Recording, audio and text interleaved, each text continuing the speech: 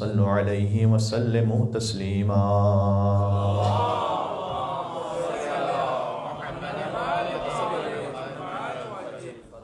اعوذ باللہ من الشیطان اللعین الرجیم، بسم اللہ الرحمن الرحیم۔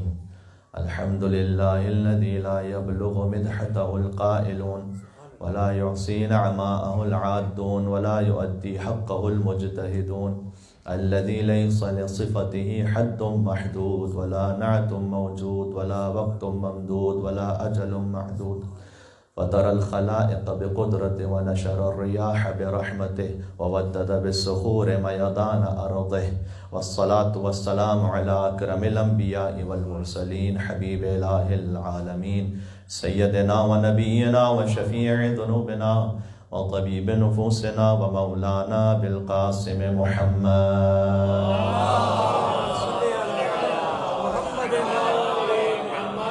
وعلى آله الطيبين الطاهرين المعصومين المظلومين، سيما بقية الله في الأرضين الذين أذهب الله عنهم الرجس وطهرهم تطهيرا۔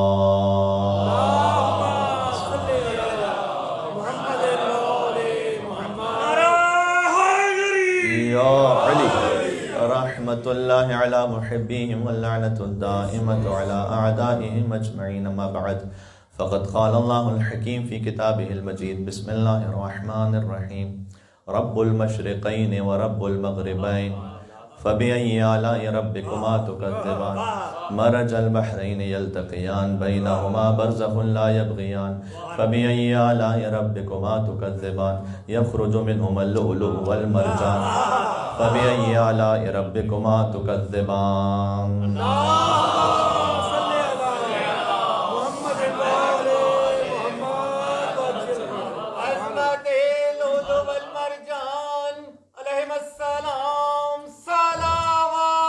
اللہم صلی اللہ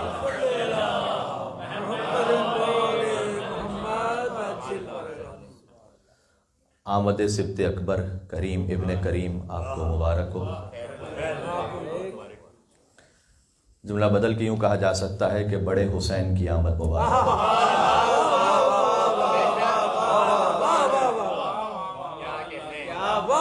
یہ کہنا بجا اور درست ہے کہ 15 رمضان المبارک سن 3 ہجری بڑے حسین کی آمد ہے، اور 3 شعبان المعظم سن 4 ہجری چھوٹے حسن کی آمد ہے۔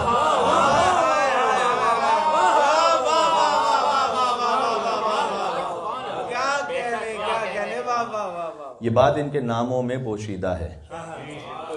حسن کہتے ہیں جن میں تمام کمالات اور خوبیاں جمع ہو جائیں۔ میں آپ کے سامنے احادیث کو عرض کروں گا، لو کان العقل رجلا لکان الحسن، اگر عقل مجسم صورت میں ہو تو وہ حسن ابن علی ہے۔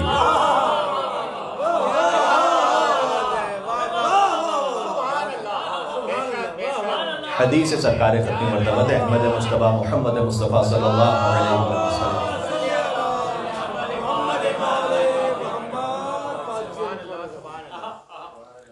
سورہ نحل میں آیت ہے کہ سخر لکم اللیل والنہار والشمس والقمر والنجوم مسخرات بامرہ ان فی ذلک لآیات لقوم یعقلون، ہم نے تمہارے لیے مسخر کیا، انہیں تمہارے کنٹرول میں دیا ہے، تمہارے لیے تسخیر کیا ہے، دن کو، رات کو، سورج کو، چاند کو، اور ستاروں کو ہم نے اپنے امر سے مسخر کیا ہے، اور اس میں ان فی ذلک لآیات لقوم یعقلون، ان میں عقل رکھنے والوں کے لیے نشانیاں موجود ہیں۔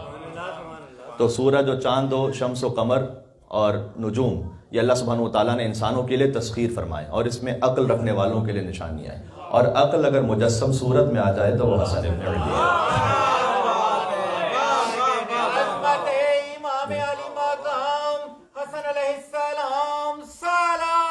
اللہم صلی علی محمد وعلی محمد۔ سورہ اسراء میں فرمایا کہ وَلَقَدْ كَرَّمْنَا بَنِي آدَمَ وَحَمَلْنَاهُمْ فِي الْبَرِّ وَالْبَحْرِ وَفَضَّلْنَاهُمْ عَلَى كَثِيرٍ مِّمَّنْ خَلَقْنَا تَفْضِيلًا، ہم نے بنی آدم کو کرامت عطا کی ہے، اور وَلَقَدْ كَرَّمْنَا بَنِي آدَمَ وَحَمَلْنَاهُمْ فِي الْبَرِّ وَالْبَحْرِ، ہم نے سمندر اور خشکی میں بنی آدم کو چلنا سکھلایا ہے، وَفَضَّلْنَاهُمْ، اور ہم نے فضیلت عطا کی، عَلَى كَثِيرٍ مِّمَّنْ خَلَقْنَا تَفْضِيلًا، بنی آدم میں سے بہت سے ایسے ہیں کہ جن کو ہم نے تمام مخلوقات پہ فضیلت عطا کی ہے۔ یہ جو فضیلت ہے نا، ساتھ میں یہ حدیث بھی سن لیجئے گا، لو کان الفضل رجلا لکان الحسن، یہ ساری حدیث خطب راوندی کتاب مطلب جو مؤلف ہے انہوں نے اپنی کتاب میں بحر الانوار میں تو خیر ہے ہی، اور بھی کتابوں میں موجود ہے. لو کان الفضل رجلا، اگر فضیلت کسی انسان کی صورت میں ہو، لکان الحسن، تب بھی وہ حسن ہے. لو کان الحلم رجلا لکان علی، اگر حلم کسی انسانی صورت میں ہو تو علی ابن ابی طالب ہے. پھر آگے فرمایا لو کان الحسن ہیئتن، اگر تمام خوبیوں کی کوئی ہیئت ہو، لکانت فاطمہ، بل ہی اعظم، بلکہ فرمایا کہ خوبیاں پیچھے رہ جائیں گی، سیدہ آگے بڑھ جائیں گی. یا علی، تمام احادیث ہیں. اللہم صلی علی محمد وعلی محمد.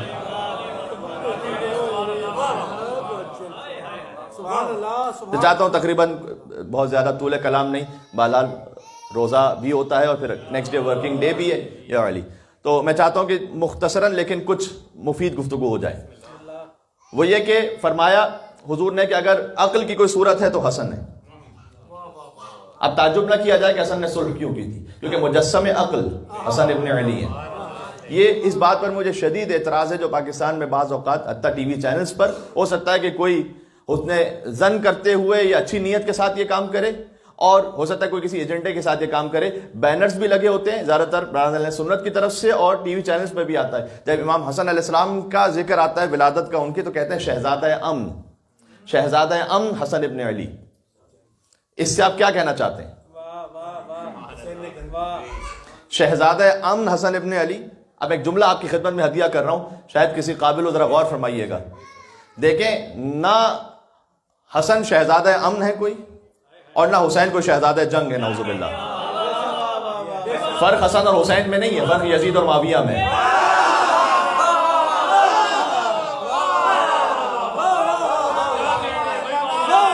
اچھی بات ہے.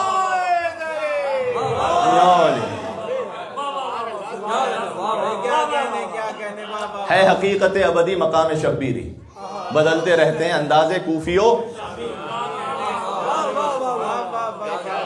اب اس کی تفصیل اپنے مقام پر کہ یزید و معاویہ میں فرق کیا تھا، اور کیوں امام حسن علیہ السلام نے صلح کی اور کیوں امام حسین علیہ السلام نے جنگ کی. لیکن شہزادہ امن سے تعبیر اگر یہ کسی ایجنڈے کے تحت ہے کہ اس میں نعوذ باللہ من ذالک امام حسین علیہ السلام کی شخصیت کو ملائن کیا جائے اور امام حسن کو بطور امن کے شہزادے کے پیش کیا جائے. ایک جملہ یاد رکھیے گا اور بھی، کہ در حقیقت امام حسن کی صلح وہ باطل کے خلاف جنگ ہے، اور حسین ابن علی کی جنگ انسانیت کے لیے امن ہے.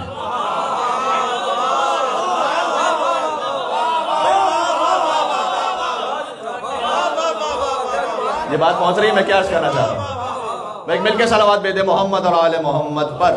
اللہم صلی علی محمد و آل محمد.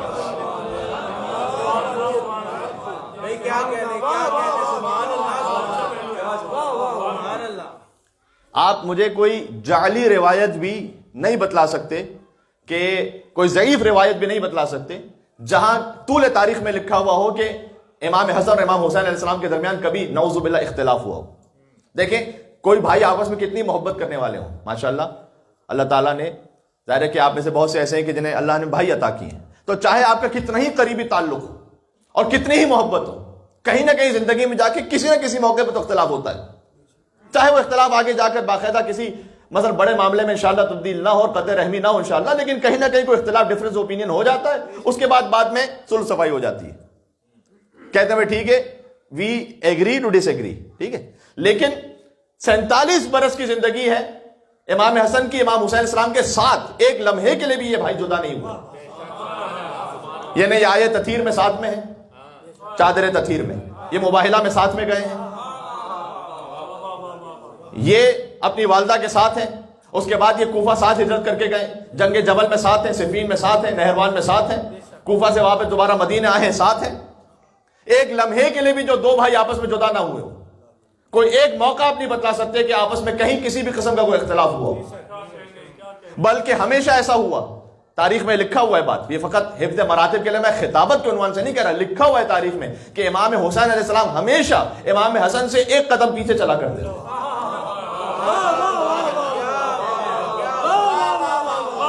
کاش میری بات پہنچ سکے میں کیا کہنا چاہ رہا ہوں. بھائی یہی تو وہ سنت ہے کہ جو پھر حسین اور ابو الفضل عباس میں دوبارہ تکرار ہوئی ہے.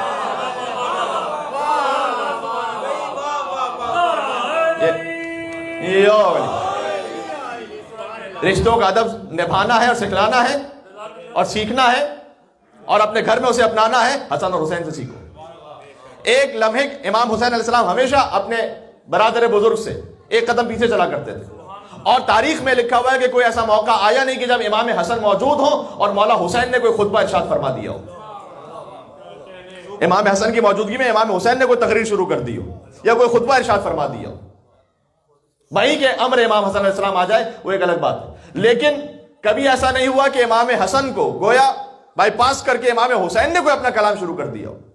یہ بالکل ویسی مثال ہے کہ جب تک حضور ظاہری طور پر حیات تھے کبھی علی بن ابی طالب نے ان کے سامنے سلونی کہا ہی نہیں تھا.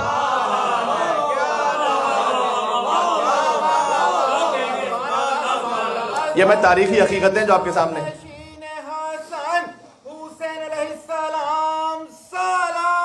اللہم صلی علی محمد و علی محمد.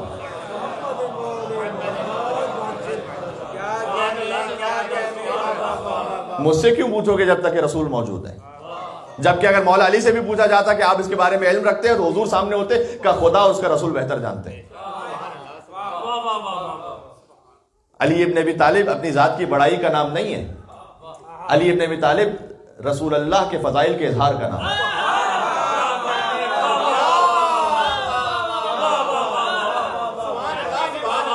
اپنی شخصیت کی بڑائی نہیں ہے یہاں پر. جب تک حضور موجود تھے تو خود سلونی نہیں کہا. جب تک امام حسن علیہ السلام موجود تھے حسین خطبہ نہیں دیتے تھے, تقریر نہیں فرماتے تھے, ایک قدم پیچھے چلا کرتے تھے. آپ انداز محسوس کر رہے ہیں؟ اسی خاطر ہے کہ ان دونوں بھائیوں میں جو اللہ سبحانہ و تعالیٰ کی جانب سے ایک ہی نور ہے. اور میں نے کہا حسن اور حسین, آج بڑے حسین کی آمد ہے. مطلب کیا ہے اس کا؟ یعنی عربی زبان میں کل میں ایک جگہ جشن پڑھ رہا تھا, مجھے وہ باتیں جو ہو چکی ہیں وہ کل اس جشن میں, لیکن سہارا لے کے ایک بات میں آگے بڑھنا چاہتا ہوں. دیکھیں عربک لینگویج میں ایک ہوتا ہے اس میں مصغر. تو مصغر کسے کہتے ہیں؟ مثلا ہے ابن. ابن سے ہے بنائی, فعیل کے وزن پر. ابن کا مطلب ہوتا ہے بیٹا. بنائی یعنی بہت عزیز پیارا بیٹا. مطلب وہی ہے. فلما بلغ معه السعي, ابراہیم علیہ السلام اپنے بیٹے فلما بلغ معه السعي, جب اسماعیل جوان ہو گئے باپ کا ہاتھ بٹانے لگے, قال یا بني انی ارى في المنام انی اذبحك فانظر ماذا ترى قال یا ابت افعل ما تؤمر ستجدني ان شاء الله من الصابرين. ابھی مصائب کے تو آج دن نہیں, لیکن الیہ یا بنیا کربلا میں, یعنی شفیق اولاد, بہت پیاری اولاد. بات واضح ہو رہی؟ فعیل کے وزن پر. اگر یہ اشیاء میں ہو تو کسی چھوٹی شے کو ظاہر کرتا ہے. دار ہے گھر, عربی زبان میں دار کہتے ہیں گھر کو. دویر چھوٹا گھر, اسی طرح کا ایک چھوٹا گھر. بحر کہتے ہیں سمندر, بحیر چھوٹا سمندر. یہی بحیرہ عرب جو کہتے ہیں نا اردو میں, یہ انڈین سب کانٹیننٹ کے ساتھ جو سمندر بہ رہا ہے, یہ بحیرہ ہے اصل میں عربی زبان کا لفظ, جو بحیرہ ہو گیا ہے. اور رشتوں میں ہو ابن بیٹا, بنائی بہت پیارا بیٹا, حسن جس میں ساری خوبصورتیاں جمع ہو. حسن سے فعیل کے وزن پر ہے حسین, یعنی بہت پیارا حسن.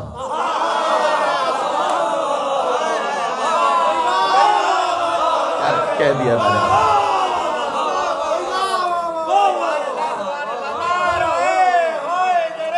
یا علی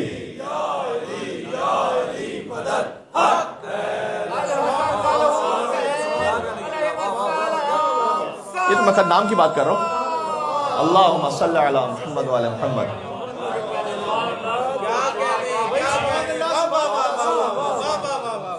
مجھے کہنے کی اجازت ہے کہ امام حسین علیہ السلام کا الگ سے نام ہی نہیں رکھا گیا.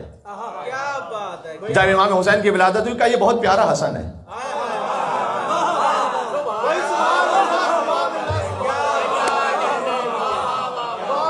اب سمجھ میں آیا ان مصروں کا مطلب. حسن کو بادشاہ خاص و عام کہتے ہیں, علی کا نائب و قائم مقام کہتے ہیں.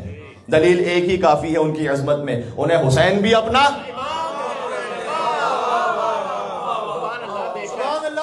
جو حسین کا امام ہو وہ حسن ہے. فرمایا کہ بہت ہی پیارا حسن ہے, لہذا کہا گیا حسین. حسن بھی حجت حق ہے یہ اعتماد رہے, اور حسین چھوٹے حسن ہے یہ بات یاد رہے.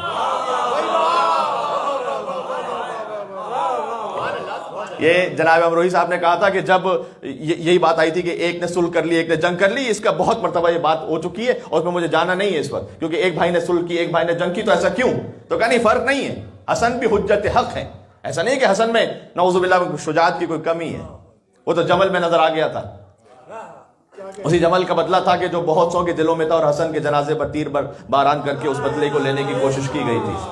تو حسن بھی حجت حق ہے، وہ کہتے ہیں حسن بھی حجت حق ہے، یہ اعتماد رہے، اور حسین چھوٹے حسن ہے۔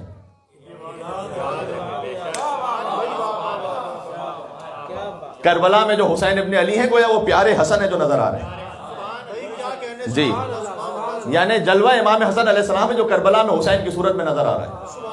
اب یہ اتحاد سمجھ میں آ گیا؟ اللہ نے اسی اتحاد کے لے کر رب المشرقین و رب المغربین، وہ دو مشرقوں کا بھی رب ہے، دو مغربوں کا بھی رب ہے۔ اب قرآن کا ایک ظاہر ہے ایک اس کا باطن ہے، قرآن کا جو ظاہر ہے وہ ہمیں ترجمے سے سمجھ میں آئے گا، قرآن کا جو باطن ہے جب تک کلام اہل بیت نہ ہو سمجھ نہیں سکتے۔ قرآن کے باطن میں یہ نہیں کہ میرے مزاج میں آ رہا ہے تو اچھا یہ باطن ہوگا، میرا موڈ یہ ہو رہا ہے تو آیت کا مطلب یہ ہوگا۔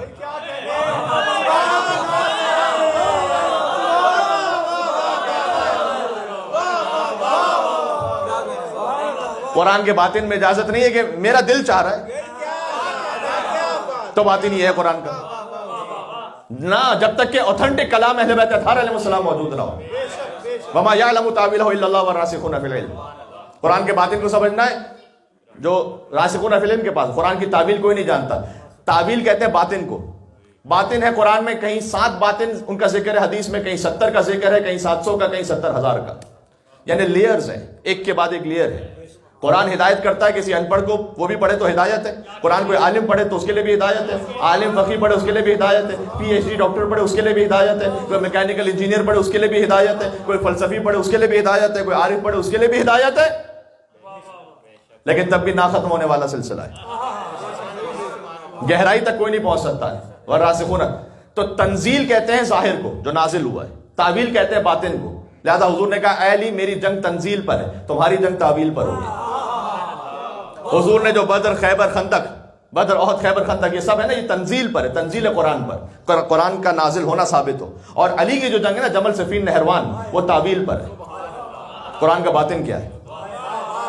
یہ بات سمجھ میں آ رہی ہے میں کیا کہنا چاہ رہا ہوں؟ یہ حدیث رسول ہے یہ۔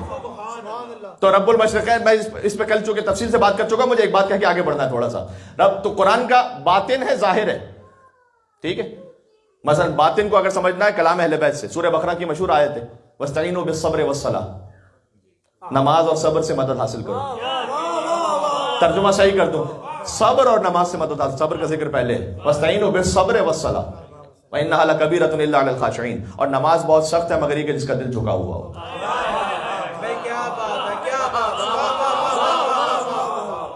بے شمار کتابوں میں موجود ہے، اب کیا کیا بار بار حوالے پیش کرتا رہا ہوں، لیکن جا کے دیکھیے کتاب میں آیت کا ظاہر یہی ہے، صبر نماز، صبر سے بھی مدد لو نماز سے بھی مدد لو۔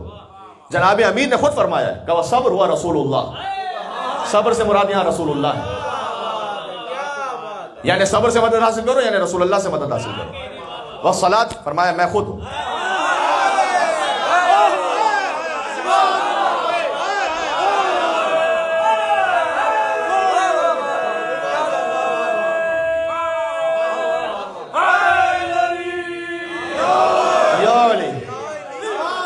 باطن ہے۔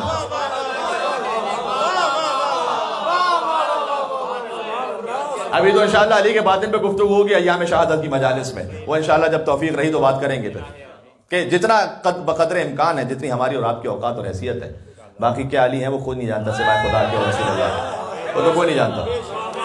اچھا مجھے بتلائیے گا کہ فرمایا مولا علی نے فرمایا صبر ہے رسول اللہ، ایک سے زیادہ کتابوں میں حدیث موجود ہے، اور فرمایا نماز میں ہوں، اور پھر آگے فرمایا اسی خاطر کہ اللہ نے آگے یہ نہیں کہا کہ نماز اور صبر دونوں سخت ہیں مگر یہ خاشعین کے لیے، فرمایا نماز سخت ہے۔ سن رہے ہیں آپ یا نہیں سن رہے؟ میں کیا کہنا چاہ رہا ہوں،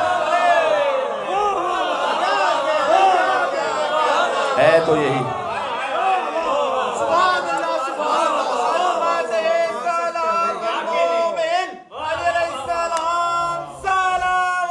اللہم صلی علی محمد وعلی محمد۔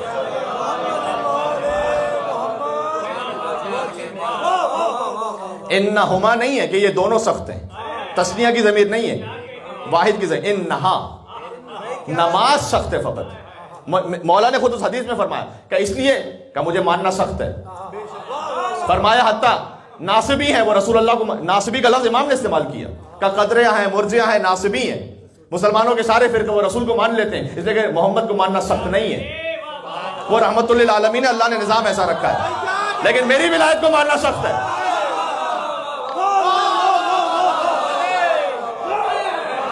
اس کے لیے دل آمادہ نہیں ہوتا۔ کیا ساتھ ہے یعنی میں امام حسن علیہ السلام کا جشن پڑھ رہا ہوں آپ کے سامنے؟ باطن سمجھ میں آ رہا ہے؟ قرآن کا ظاہر، قرآن کا باطن۔ جا کے پوچھئے گا مولا سے کہ مولا یہ مشرقین اور مغربین کا باطن کیا ہے؟ وہ دو مشرقوں کا رب ہے، دو مغربوں کا رب ہے۔ سورہ مزمل کا رب المشرق والمغرب لا الہ الا ہو، وہ ایک مشرق ایک مغرب کا رب ہے، اس کے سوا کوئی معبود نہیں۔ سورہ مزمل میں کہا، سورہ معارج میں کہا فلا اقسم برب المشارق والمغارب، میں قسم کھاتا ہوں بہت سے مشرقوں کے رب کی، بہت سے مغربوں کے رب کی۔ سورہ مزمل میں کہا ایک مشرق ایک مغرب، سورہ رحمان میں کہا دو مشرق دو مغرب، سورہ معارج میں کہا بہت سے مشرق بہت سے مغرب۔ میرے مولا سے کسی نے پوچھا تھا کہ کیا قرآن میں اختلاف ہے یہاں؟ میرے مولا نے کہا کہ کتاب خدا اس بات سے اعلیٰ اجل اور عرفہ ہے کہ اس میں کوئی اختلاف ہو۔ کبھی ریلی مطلب کیا ہے کہ جو سورج طلوع ہوتا ہے مشرق، غروب ہو گیا مغرب، ایک مشرق ایک مغرب۔ آج کا بچہ بھی جانتا ہے جہاں سے سورج طلوع ہوتا ہے تو آپ کے یہاں اگر مشرق ہے تو کہیں اور دنیا میں مغرب ہو رہی ہوگی۔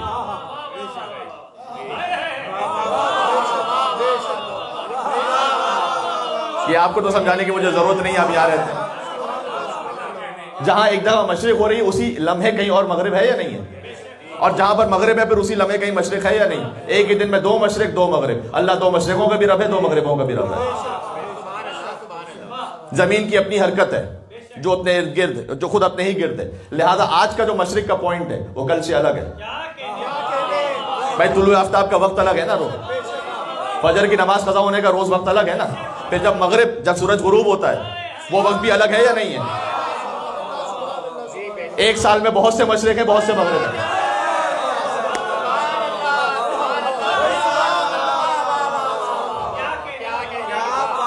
دیکھیں اب اس مزاج سے سنیے گا جس مزاج پہ میں آ گیا ہوں اب ساتھ میں۔ تو اللہ نے کہا ایک مشرق کا رب ایک مغرب، ایک دن کی بات ہے یہ، دو مشرقوں کا رب دو مغربوں کا رب، ایک ہی وقت میں ایک جگہ مشرق ایک جگہ مغرب، اسی دن ایک جگہ مشرق اور دوسری جگہ مغرب اور، یعنی دو مشرقوں کا رب دو مغربوں کا رب، بہت سے مشرقوں کا رب بہت سے مغربوں کا رب، روزانہ مشرق الگ کب، روزانہ مغرب الگ۔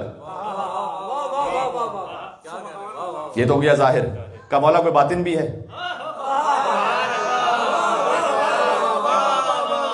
باطن بھی ہے، وہ علی کیا جو قرآن کا باطن نہ بتلا، ورنہ علی المال قرآن والقرآن مع علی کا مطلب کیا رہ جائے گا؟ ایک حدیث موجود ہے کہ قیامت میں جب قرآن آئے گا تو شکل علی ابن ابی طالب میں آئے گا۔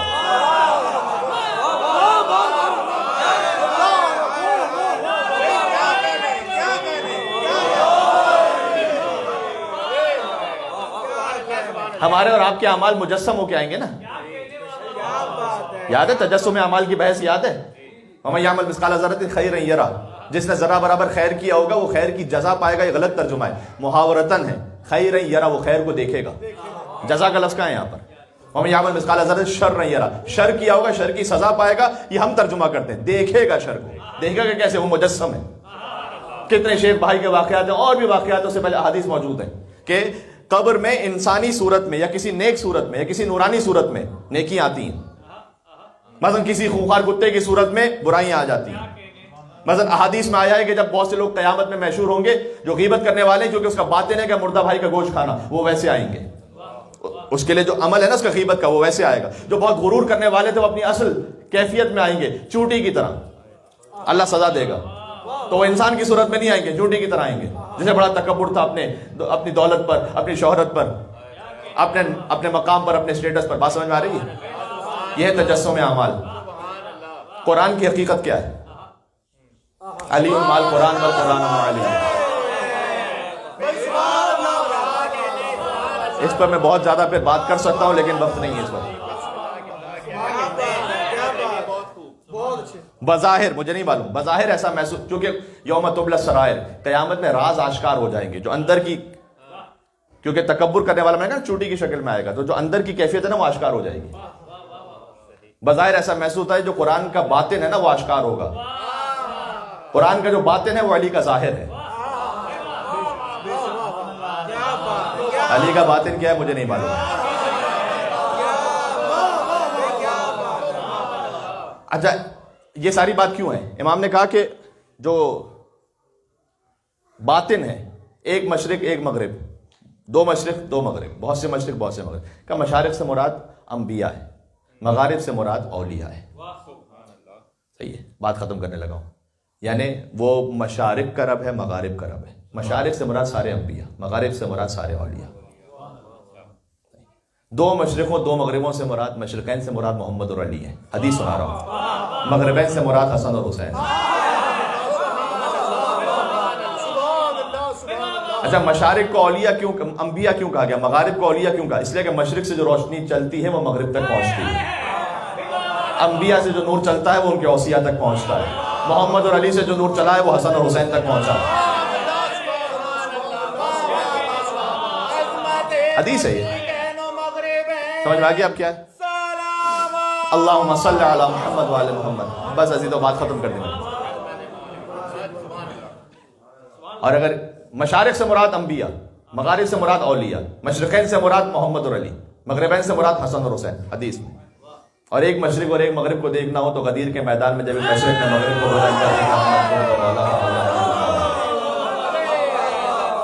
مشرق وہ ہے جہاں سے سورج طلوع ہوتا ہے، جب مغرب ہو تو چاند نظر آتا ہے. والشمس وضحاها والقمر اذا تلاها. سورج کی قسم اور اس کی روشنی کی قسم، چاند کی قسم جو سورج کے پیچھے آ جائے. مشرق مصطفیٰ ہے، مغرب مرتضیٰ ہے. یہ باطن سنا رہا ہوں. رمضان کا مہینہ ہے، کچھ قرآن فہمی کے دریچے کھل جائیں. بات سمجھ میں آ رہی ہے جی؟ تو جو نور چلا نا محمد اور علی علیہ السلام سے، وہ پہنچا امام حسن امام حسین علیہ السلام تک. اور اس طرح سے نور پہنچا کہ مکمل علم علی ابن ابی طالب کے وارث حسن ابن علی، علی کی تمام صفات کے وارث. یعنی بے شمار اس پہ گفتگو ہو سکتی ہے، وقت نہیں کہ بات کی جائے. پہلے مولا علیہ السلام کے پاس ایک شخص آیا تھا، کہا کہ میں آپ ہی کی، ظاہری خلافت کا زمانہ تھا مولا کا، کہ میں آپ ہی کی حکومت میں رہتا ہوں، میں آپ سے کچھ سوال پوچھنے آیا ہوں. اچھا دماغ میں اس کے یہ تھا، علی ہمیشہ کہتے ہیں سلونی قبل ان تفکر، جیسے پوچھوں گا فوراً جواب دے دیں گے. وہ علی کے سامنے جب کسی نے مردہ لٹایا تو جانتے نا کیا شروع ہوا تھا؟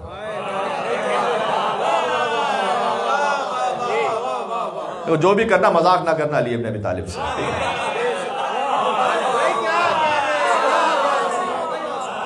بات پہنچ رہی ہے.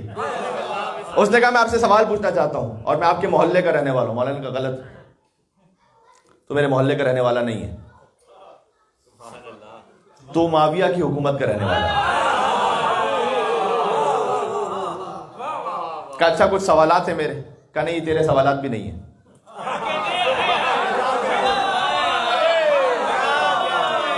تیرے سوال نہیں ہیں. ہاں جی. کیا وہ اچھا وہ معاویہ نے کہا نہیں اس کے بھی سوال نہیں ہیں. ارے علی پھر کیا؟ کیا وہ بادشاہ روم نے خط لکھا ہے معاویہ کو.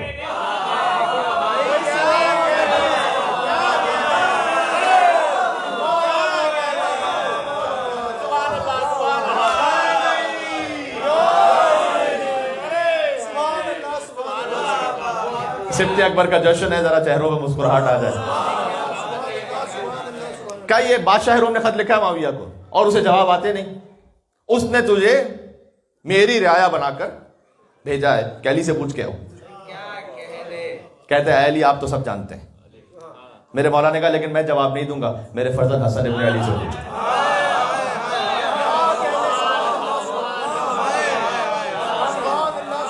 کیا بات ہے، حسن سے پوچھ لو. پہنچا مولا حسن علیہ السلام کے پاس، کہا مولا وہ کچھ سوال لے کر آیا ہوں. مولا نے کہا تیرا پہلا سوال یہ ہے کہ حق اور باطل میں کتنا فاصلہ ہے.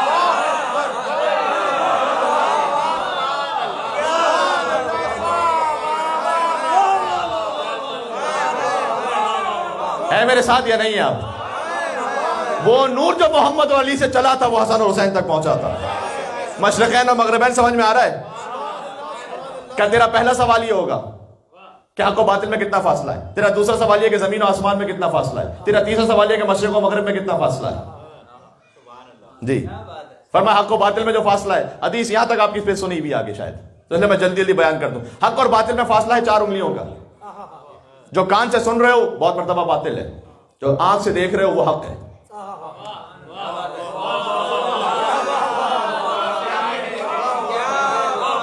سنی سنائی باتوں کو واٹس ایپ پہ فارورڈ نہ کیا جائے.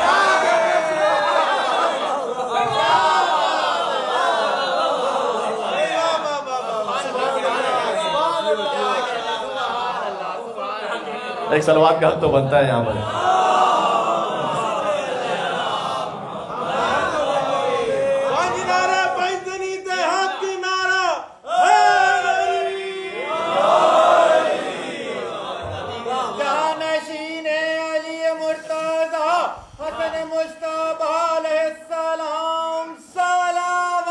اللہم صلی علی محمد وعلی محمد.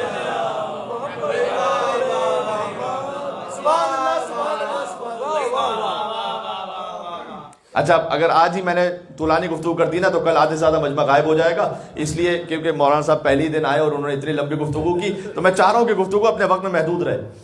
بہرحال لیکن وہ کون کہتا ہے وقت کی تنابیں کھینچتی چلی جا رہی ہیں، تو میں ہاں جی تو میں چاہ یہ رہا ہوں کہ بس وہ تنابیں میرے ہاتھ میں رہیں. سنی سنائی بات کا باطل ہے. آنکھ سے دیکھو. بہت سو کے بارے میں سنی سنائی بات پہ یقین نہ کیا کریں، ٹھیک ہے. کئی مرتبہ جہاں پہ عربی زبان میں محاورہ ہے تسمعوا بالمعید خیر من ان تراہ. کچھ لوگوں کو سننا ان کو دیکھنے سے بہتر ہوتا ہے. سن لو تو ٹھیک ہے، جب دیکھتے ہو تو پتہ چلتا ہے کچھ اور تھے، تو جو جب دیکھتے ہیں تو پھر حقیقت پتہ چلتی ہے. مولانا نے کہا کہ 4 انگلیوں کا فرق ہے. کان سے سنو باطل، آنکھ سے دیکھو حق. بہت گنجائش ہے کہ بات ہو سکے، آگے بڑھتا ہوں. فرمایا زمین سے آسمان میں کتنا فاصلہ ہے؟ ایک مظلوم کی آہ کا فاصلہ ہے. میرے مولا نے جواب دیا.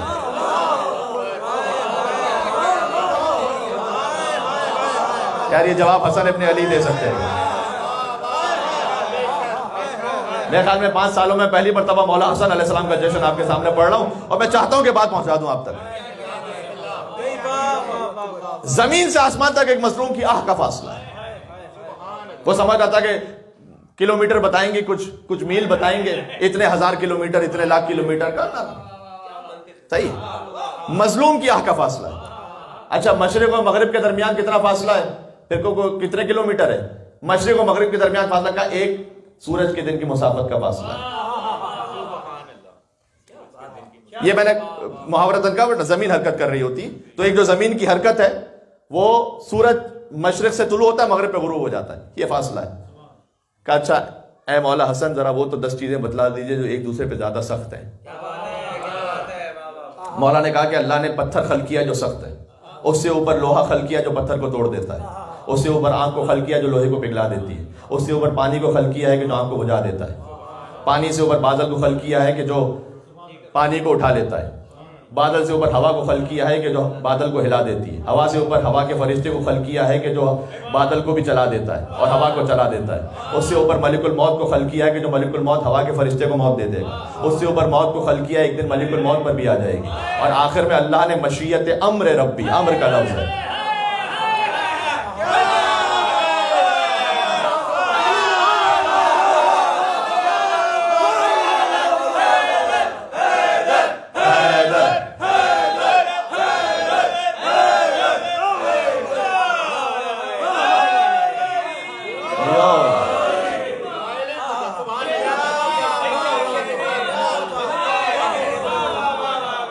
سب سے اوپر کا اللہ کا امر ہے. مجھے نہیں پتا اولو الامر کس کا لقب ہے. صاحب امر. شب قدر میں جس میں ملائکہ نازل ہو. جی صاحب الامر. اللہم صلی علی محمد وعلی محمد.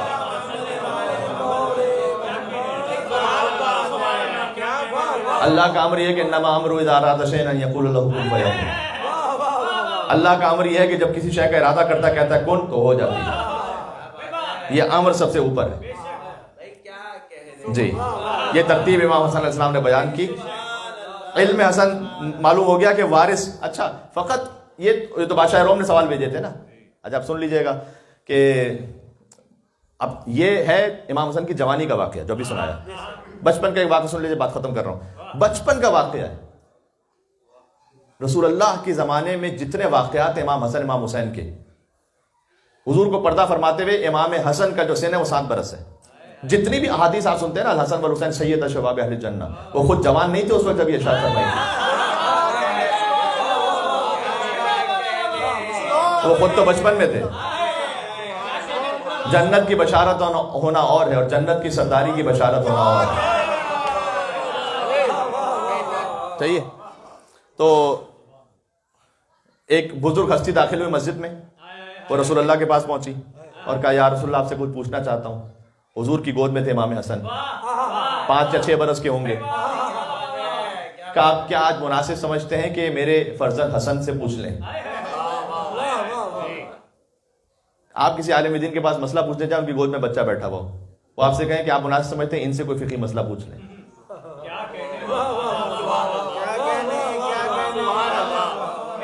تو کہے گا قبلہ جواب نہیں دینا تو اب نہ دیں جواب, لیکن یہ تو توہین ہو گئی بڑی کہ میں 5 برس کے بچے سے پوچھوں. لیکن وہ صاحب معرفت تھے, انہوں نے کہا کہ یا رسول اللہ جو آپ کا حکم ہو. بچے کو گود میں لیا اور مسجد میں ایک طرف گئے. کیا پوچھا, کیا جواب دیا, یہ کم از کم میں نے نہیں دیکھا روایت میں. کچھ سوال و جواب ہوئے. واپس آئے تو حضور نے کہا مطمئن ہو گئے؟ یہ اس لیے پوچھا کہ جو داہنے باہنے موجود تھے ان کے ذہنوں میں شکوک و شبہات دور ہو جائے. کہا مطمئن ہو گئے؟ یہ نہیں کہا مطمئن ہو گیا. کتاب میں جو جملہ لکھا ہے کہ یا رسول اللہ ویسے ہی مطمئن ہوا جیسے آپ سے مطمئن ہو گیا. آپ سے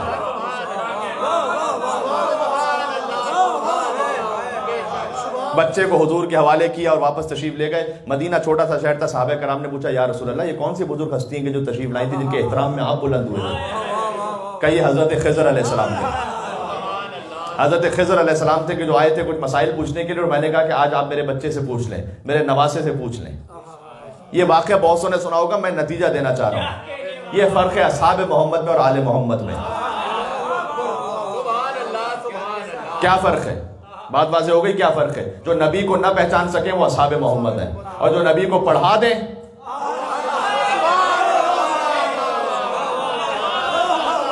یہ فرق ہے. اس شہزادے کے جشن کی مبارکباد آپ تمام کی خدمت میں ایک مرتبہ پھر سے پیش کرتے ہیں. عجب مولا کا کرم بھی ہے, مولا کی سخاوت بھی ہے. کریم, مولا کا خاص لقب کریم ہے. ہر امام ہی کریم ہے لیکن امام کا لقب کریم ہے خاص, جس کا دسترخوان اس شان کا ہے کہ سبحان اللہ, جس پر ہر خاص و عام آ کر سیر بھی ہوتا ہے, سیراب بھی ہوتا ہے. اور اس کریم میرے مولا کی شان و شوکت یہ ہے, یعنی 3 مرتبہ تو واضح طور پر تاریخ میں لکھا ہوا ہے, باقی تو پوری کائنات ہی مولا کی ہے, کہ سارا مال اور اسباب حتیٰ لکھا ہوا ہے کہ پیروں پہ نالین نہیں بچے تھی مولا کے, سب کچھ دفعتاً کچھ بھی نہیں بچا, دے دیا رائے خدا میں. ہم سے مانگا نہیں گیا, ہم سے نہیں مانگا گیا, ہمارے لیے مسائل کچھ اور ہیں. ٹھیک ہے, تو لیکن ان کے جو معاملات ہیں, اور جب معاویہ کو یہ خبر ملی تو اس نے تنزن یہ خط لکھا میرے مولا کو کہ میں نے سنا ہے کہ آپ نے خود سے جو ہو نہیں سکتا تھا. تو اب امام حسن پر طنز کرنے لگا کہ میں نے یہ سنا ہے کہ آپ نے اپنا سارا مال دے دیا رائے خدا میں, تو لا اسراف لا خیر فی الاسراف. صحیح نا؟ تو اس نے یوں خط لکھا کہ دیکھیں حسن, یہ جو آپ اسراف کر رہے ہیں اس میں کوئی خیر نہیں ہے. لا خیر فی الاسراف. اچھا, امام نے اپنے لیے نہیں کیا تھا, امام نے تو راہ خدا میں دیا تھا. اس نے کہا کہ یہ جو آپ نے اسراف کیا ہے لا خیر فی الاسراف, اس میں کوئی خیر نہیں ہے. امام لسان اللہ کے بیٹے ہیں, لہٰذا اس کے نیچے ایک ہی جملے میں لفظ بدل کر جواب دے دیا. اس نے کہا تھا لا خیر فی الاسراف, امام نے نیچے جملہ لکھا لا اسراف فی الخیر.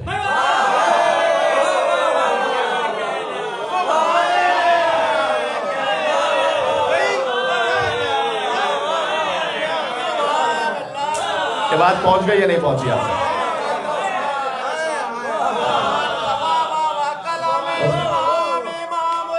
بس بات ختم ہو گئی. اللہم صلی علی محمد وعلی محمد.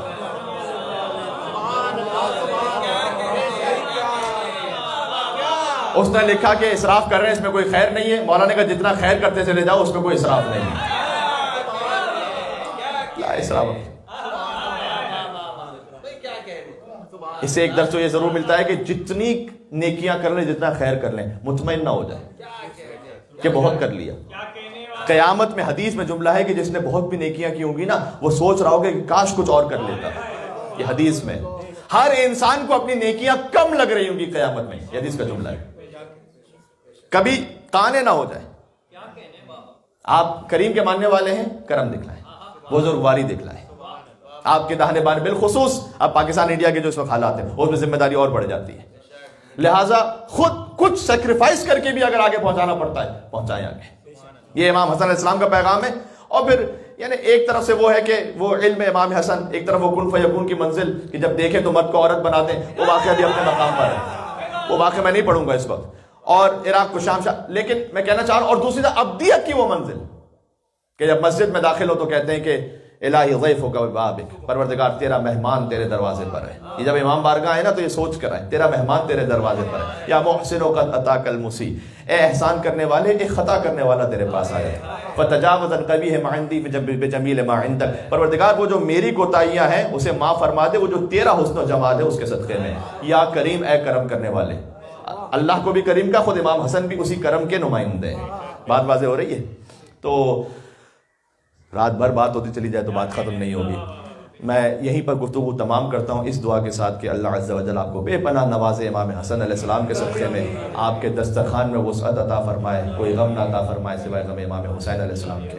اور یہ آج مجھے اندازہ ہے کیونکہ جشن تھا لہٰذا منقبت کے بعد گفتگو تھوڑی سی کچھ طولانی ہو گئی. میں چاہوں گا کہ ویسے عام حالات میں آدھے گھنٹے کے اندر تک گفتگو رکھوں, اور ایام شہادت کا معاملہ ظاہر تھوڑا سا مختلف رہے گا. اللہ عز و جل آپ کے دنیا اور آخرت کے دسترخوان میں برکت عطا فرمائے.